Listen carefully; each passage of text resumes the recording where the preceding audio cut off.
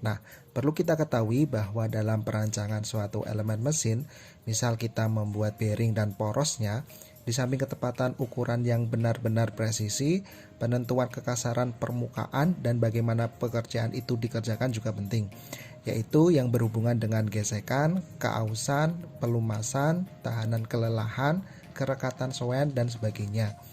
Makanya konfigurasi permukaan yang diminta perencana harus dinyatakan dalam gambar menurut cara-cara yang sesuai dengan standar. Nah, di video kali ini kita akan mempelajari kekasaran permukaan terlebih dahulu ya. Apa itu kekasaran permukaan? Kekasaran permukaan adalah penyimpangan rata-rata aritmetik dari garis rata-rata profil yang selanjutnya disebut nilai kekasaran atau RA. Nilai kekasaran rata-rata aritmetik telah diklasifikasikan oleh ISO menjadi 12 tingkat kekasaran dari mulai N1 sampai dengan N12. Nah, berikut tabelnya. Jadi ini adalah nilai kekasarannya dalam satuan mikron ya. Semisal 50 ini. Ini berarti tingkat kekasarannya N12. Terus panjang sampelnya yang diukur adalah 8 mm. Nah, ini ke bawah itu semakin halus, dan kalau semakin halus permukaan yang diminta berarti semakin mahal biaya pengerjaannya. Jadi ya memang harus disesuaikan dengan keperluan dari elemen mesin tersebut. Oke, selanjutnya simbol kekasaran permukaan. Berikut tabel simbol kekasaran, di mana merupakan dua garis yang membentuk sudut 60 derajat dengan garis yang tidak sama panjang.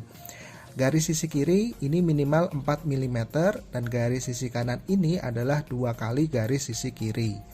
Ketebalan garis disesuaikan dengan besarnya gambar, biasanya diambil tebal garis 0,35 mm. Nah, apabila simbolnya seperti ini, artinya nilai kekasaran A yang harus dicapai dengan proses apa saja. Sedangkan bila simbolnya seperti ini, maka harus dengan proses mesin. Terus kalau simbolnya seperti ini, maka dalam pengerjaannya tanpa membuang bahan atau mengerjakan lanjutan. Misal kalau kita lihat sebuah elemen mesin yang permukaannya masih terlihat seperti dicor.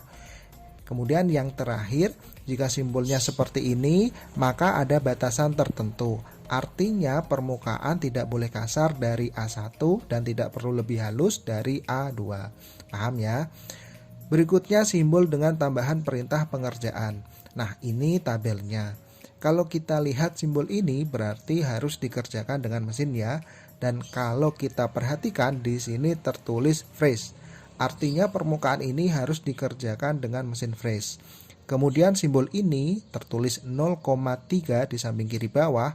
Artinya permukaannya harus diberikan kelebihan ukuran sebesar 0,3 mm. Sedangkan simbol seperti ini ada gambar tegak lurus, artinya arah bekas pengerjaannya harus tegak lurus terhadap bidang proyeksinya. Nah, untuk simbol arah pengerjaannya nanti akan kita bahas di slide tersendiri. Oke, yang terakhir simbol seperti ini 2,5 mm. Artinya panjang sampel yang dianjurkan adalah 2,5 mm. Paham ya? Next, simbol arah atau tanda pengerjaan. Maksud dari penunjukan arah bekas pengerjaan ini adalah untuk memastikan segi fungsional permukaan yang bersangkutan. Misal, mengurangi gesekan, wujud tekstur yang menarik, dan sebagainya. Berikut tabel penjelasannya. Bila simbolnya seperti ini, seperti sama dengan, artinya pengerjaannya harus sejajar terhadap bidang proyeksi. Bila simbol tegak lurus, artinya pengerjaannya harus tegak lurus terhadap bidang proyeksinya. Kemudian untuk simbol seperti huruf X, artinya pengerjaannya menyilang. Kemudian simbol seperti huruf M, artinya ke segala arah. Simbol seperti huruf C, artinya mengerjakannya melingkar terhadap titik pusat permukaan. Dan simbol seperti huruf R artinya pengerjaannya radial terhadap titik pusat permukaan. Paham ya? Dan baik simbol kekasaran atau tanda pengerjaan bisa disajikan dalam satu simbol seperti pada simbol berikut. Nah, ini adalah simbolnya. Dan bagaimana kita meletakkan simbol-simbol tersebut? A ini adalah nilai kekasaran atau tingkat kekasaran. Jadi nanti bila disajikan dalam bentuk angka seperti pada tabel nilai kekasaran atau tingkatnya saja, yaitu N1 sampai N12. Kemudian B ini adalah cara mengerjakan, misal di freeze, dibubut, dan lain sebagainya. Lalu C ini adalah panjang sampel atau contoh. D adalah arah bekas pengerjaan, sejajar, tegak lurus, atau menyilang yang nantinya disajikan dalam bentuk simbol. Kemudian E adalah kelebihan ukuran yang dikehendaki. Terakhir F adalah nilai kekasaran lainnya. Ini jika diperlukan. Nah, contoh penyajiannya bisa dilihat pada gambar teknik berikut. Ini simbol kekasaran dan pengerjaan. Kalau kita perhatikan di sini tingkat kekasarannya N6 dengan cara dibubut. Nah, bila simbolnya di sini artinya ini berlaku untuk semua bidang kecuali yang ditunjuk. Misal ini tertulis di kartel. Nah, ditunjuk di bidang ini.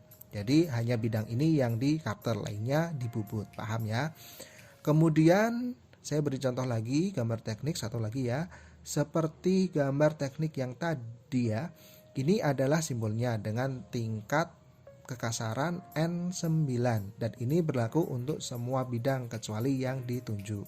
Dan simbol ini adalah simbol yang ditunjuk itu yang ada di dalam gambar. Misal ini N8. Kemudian simbol ini berarti tanpa mengerjakan lanjutan. Terus ini ada toleransi geometri.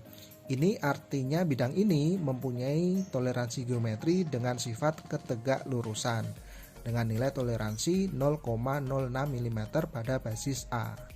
Ya, dan ini bidang patokan A-nya harus tegak lurus antara bidang ini dengan bidang lubang yang dibor.